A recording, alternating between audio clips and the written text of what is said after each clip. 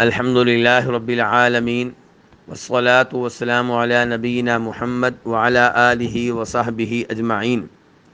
ایک بھائی کے سوال کا خلاصہ اور مفہوم یہ ہے کہ چند احادیث میں مجھے تعارض محسوس ہوتا ہے، ٹکراؤ محسوس ہوتا ہے، اس لیے میرے اشکال کا ازالہ کیا جائے اور مجھے ان احادیث کا صحیح مفہوم بتایا جائے۔ وہ کون سی احادیث ہیں؟ پہلے نمبر پہ بخاری شریف کی حدیث جس کا نمبر ہے 2222 2222۔ جناب ابو ہریرہ اس کے راوی ہیں۔ فرمایا نبی کریم صلی اللہ علیہ وسلم نے، والذی نفسی بیدی، اس ذات کی قسم جس کے ہاتھ میں میری جان ہے، لیوشکن ان ینزل فیکم ابن مریم حکما مقسطا، کہ وہ وقت جلد ہی آئے گا جب عیسیٰ بن مریم علیہ السلام تم میں نازل ہوں گے اور وہ بطور حکمران آئیں گے، عدل و انصاف کرنے والے حکمران کے طور پہ تشریف لائیں گے۔ وہ آنے کے بعد صلیب کو توڑ ڈالیں گے، خنزیر کو قتل کر دیں گے اور جزیہ موقوف کر دیں گے، اور ان کے زمانے میں مال عام ہو جائے گا حتیٰ کہ اسے قبول کرنے والا کوئی نہیں ہوگا۔ تو اس حدیث میں کیا بتایا گیا ہے کہ وہ جزیہ موقوف کر دیں گے۔ جزیہ کسے کہتے ہیں؟ جزیے کا مطلب یہ ہے کہ اگر کچھ لوگ مسلمان ملک میں رہنا چاہتے ہیں لیکن وہ کافر ہیں، مسلمان نہیں ہیں، تو ان سے مطالبہ کیا جائے گا کہ ٹھیک ہے آپ جزیہ ادا کریں، ایک مخصوص قسم کا ٹیکس ہے وہ ادا کریں، تو آپ مسلمان ملک میں رہ سکتے ہیں اور آپ کو اسلام لانے پہ مجبور نہیں کیا جائے گا۔ گویا کہ موجودہ زمانے میں اگر جہاد ہو رہا ہو، لڑائی ہو رہی ہو، تو کافروں کے سامنے تین راستے ہیں۔ پہلا راستہ یہ ہے کہ مسلمانوں سے لڑیں، ان کا مقابلہ کریں۔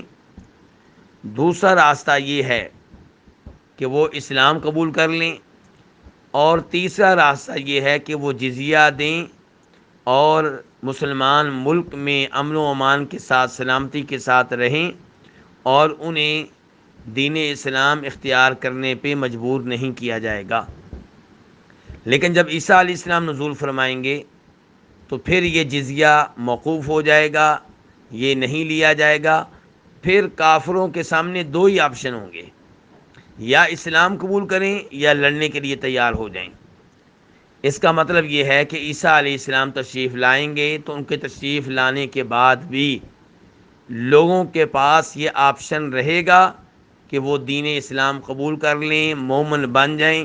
اگر وہ مومن بن جاتے ہیں، دین اسلام قبول کر لیتے ہیں، تو ان کا یہ دین، ان کا یہ اسلام، ان کا یہ ایمان قابل قبول ہوگا، ان کی یہ توبہ قابل قبول ہوگی۔ دوسری جانب وہ حدیث ہے جس میں فرماتے ہیں نبی صلی اللہ علیہ وسلم، اور اس کے راوی بھی جناب ابو ہریرہ رضی اللہ تعالی عنہ ہیں، اور یہ حدیث مسلم شریف میں آئی ہے اور اس کا نمبر ہے 158 158،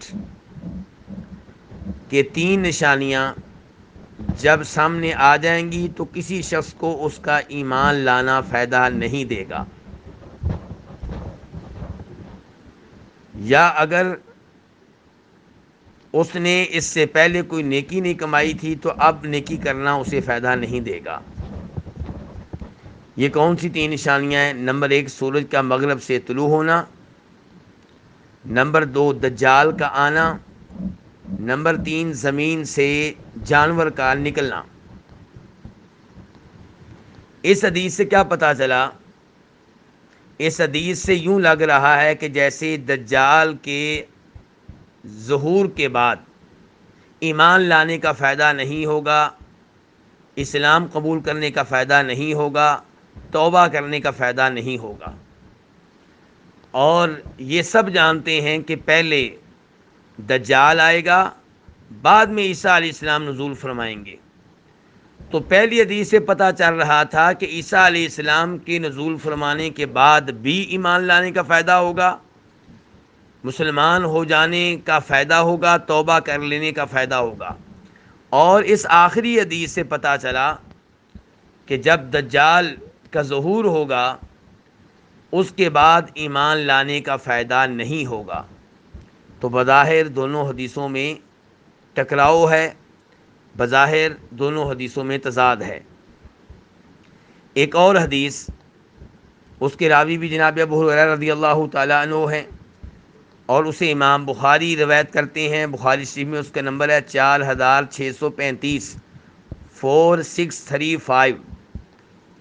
اس میں فرماتے ہیں نبی علیہ الصلوۃ والسلام کہ قیامت قائم نہیں ہوگی یہاں تک کہ سورج اپنے مغرب سے طلوع ہوگا۔ جب اسے لوگ دیکھیں گے تو جو بھی زمین پر ہوں گے سب ایمان لے آئیں گے۔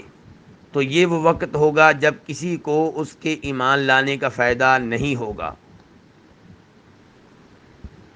تو اس حدیث سے کیا پتہ چلا کہ ایمان قبول کرنے کا فائدہ تب نہیں ہوگا، توبہ کرنے کا فائدہ تب نہیں ہوگا جب سورج مغرب سے طلوع ہوگا، جبکہ اس سے پہلی حدیث میں یہ آیا تھا کہ دجال کا ظہور ہو جائے تو تب بھی ایمان لانے کا فائدہ نہیں ہوگا۔ تو یہ تین احادیث ہو گئیں، بظاہر ان میں تضاد محسوس ہوتا ہے۔ اب ان تین احادیث کے بارے میں صحیح موقف کیا ہے؟ تو گزارش یہ ہے، ان تین احادیث کے بارے میں صحیح موقف یہ ہے کہ ایمان لانے کا فائدہ تب نہیں ہوگا جب سورج مشرق کی بجائے مغرب سے طلوع ہوگا۔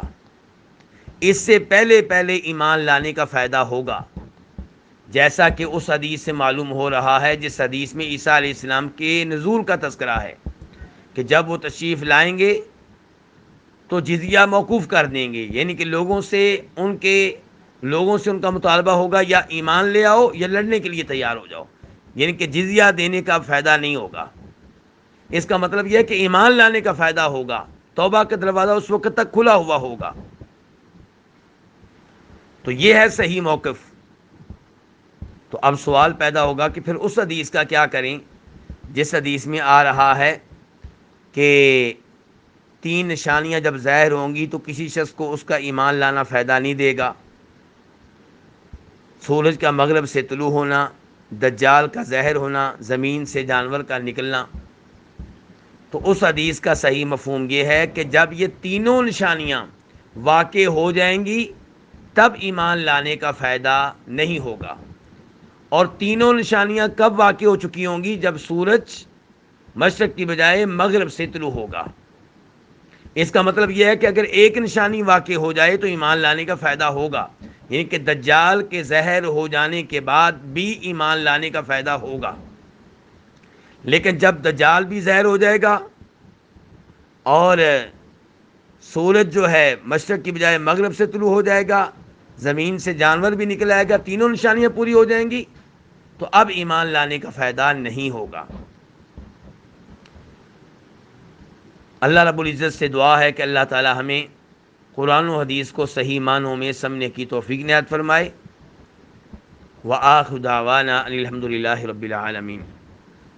ویڈیو کو اپنے دوستوں کے ساتھ ضرور شیئر کیجیے گا، اور اگر آپ نے ابھی تک ہمارا چینل سبسکرائب نہیں کیا تو فوراً سبسکرائب کیجیے، ساتھ بیل آئیکن پر کلک کریں تاکہ مزید آنے والی ویڈیوز جہاں وقتاً فوقتاً آپ کے لیے اس چینل پر اپلوڈ کرتے ہیں وہ آپ کو وقت پر ملتی رہیں اور آپ ان سے مستفید ہوتے رہیں۔ اگلی ویڈیو تک ہمیں دیجیے اجازت، اپنا خیال رکھیے گا، اللہ حافظ۔